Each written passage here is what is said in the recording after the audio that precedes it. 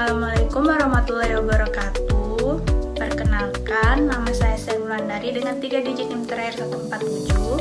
Saya Anissa Kuratayun dengan 3 digit NIM terakhir 113. Kami dari kelas K3A. Pada podcast ini, kami akan memaparkan hasil mapping keamanan dan keselamatan kerja atau K3 pada Gedung Parkir Kayu Tangan Malang. Kami memilih Gedung Parkir Kayu Tangan karena tempat ini merupakan fasilitas publik dengan aktivitas kendaraan dan pejalan kaki yang cukup tinggi. Jika kondisi keselamatan tidak diperhatikan, maka aktivitas tersebut dapat menimbulkan risiko kecelakaan bagi pengguna maupun petugas parkir.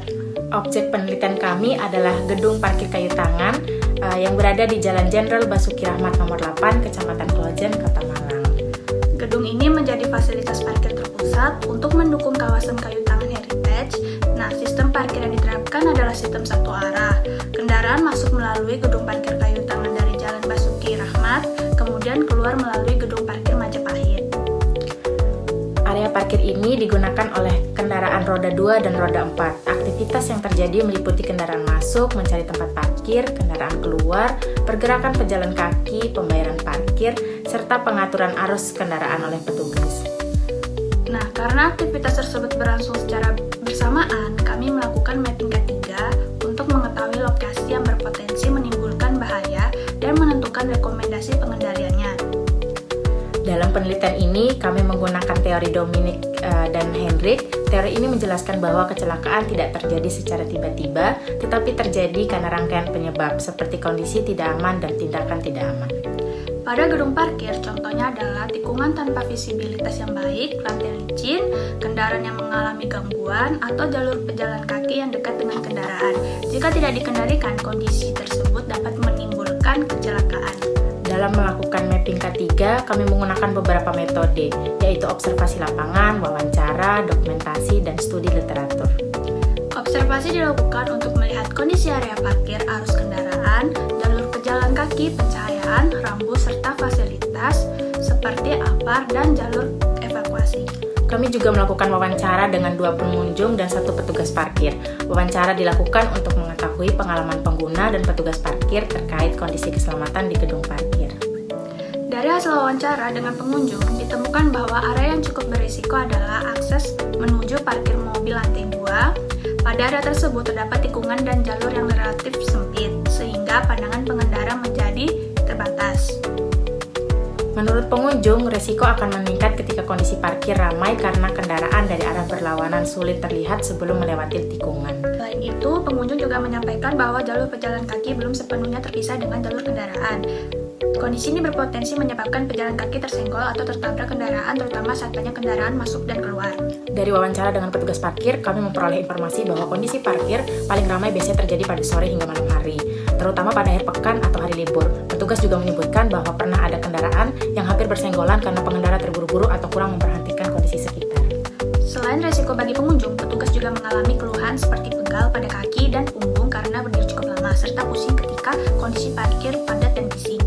Berikut adalah denah pemetaan lokasi potensi bahaya pada gedung parkir Kayu Tangan Malang. Pada denah ini, warna merah menunjukkan risiko tinggi, kuning menunjukkan risiko sedang, dan warna hijau menunjukkan risiko rendah. Kode SH01 menunjukkan bahaya blind spot, yaitu keterbatasan pandangan pengendara ketika melewati tikungan. Risiko ini termasuk sedang dan dapat menyebabkan kendaraan hampir bersenggolan atau bertabrakan. Pengendalian yang dapat dilakukan adalah memasang cermin tikungan, rambu peringatan, dan lampu penerangan. Kode SH2 menunjukkan bahaya lantai licin akibat air hujan atau tumpahan cairan. Resiko ini termasuk sedang karena pengguna atau petugas dapat terpeleset dan terjatuh. Pengendaliannya adalah pembersihan area secara rutin dan pemasangan tanda peringatan lantai licin. Selanjutnya, kode S003 ini menunjukkan potensi kebakaran kendaraan akibat korsleting listrik. Risiko ini termasuk tinggi karena dapat menyebabkan cedera, luka bakar, kerusakan fasilitas, bahkan korban jiwa. Pengendalian yang diperlukan adalah penyediaan apar, hidran, serta inspeksi instalasi listrik secara berkala. Selanjutnya, kode SH04 menunjukkan overheating atau panas berlebih pada mesin kendaraan. Resiko ini termasuk sedang karena dapat menyebabkan kerusakan mesin dan berpotensi memicu kebakaran. Pengendaliannya adalah melakukan pemeriksaan kondisi mesin kendaraan secara berkala. Selanjutnya, kode S05 menunjukkan kebocoran bahan bakar kendaraan. Risiko ini termasuk tinggi karena kebocoran bahan bakar dapat menyebabkan kebakaran, ledakan, dan pencemaran lingkungan. Oleh karena itu, sistem bahan bakar perlu diperiksa diperiksa dan segera diperbaiki apabila ditemukan kebocoran. Next, kode SH06 menunjukkan kegagalan baterai kendaraan listrik. Risiko ini termasuk sedang karena dapat menyebabkan panas berlebih, korsleting, dan potensi kebakaran. Pengendaliannya adalah pemeriksaan baterai serta penyediaan area parkir yang aman bagi kendaraan listrik. Selanjutnya, kode SH07 menunjukkan risiko pejalan kaki tertabrak kendaraan. Risiko ini termasuk tinggi karena dapat menyebabkan cedera ringan hingga berat, bahkan kematian. Pengendaliannya adalah menyediakan jalur pedestrian, zebra cross, dan rambu peringatan. Selain bahaya keselamatan, terdapat juga bahaya kesehatan kerja.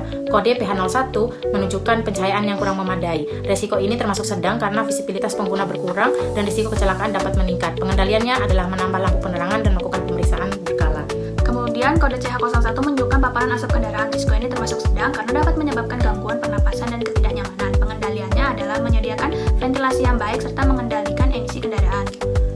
Kode EH01 menunjukkan resiko berdiri dalam waktu lama. Risiko ini termasuk sedang karena dapat menyebabkan kelelahan, nyeri otot, dan gangguan muskuloskeletal. Pengendaliannya adalah rotasi kerja dan pemberian waktu istirahat yang cukup.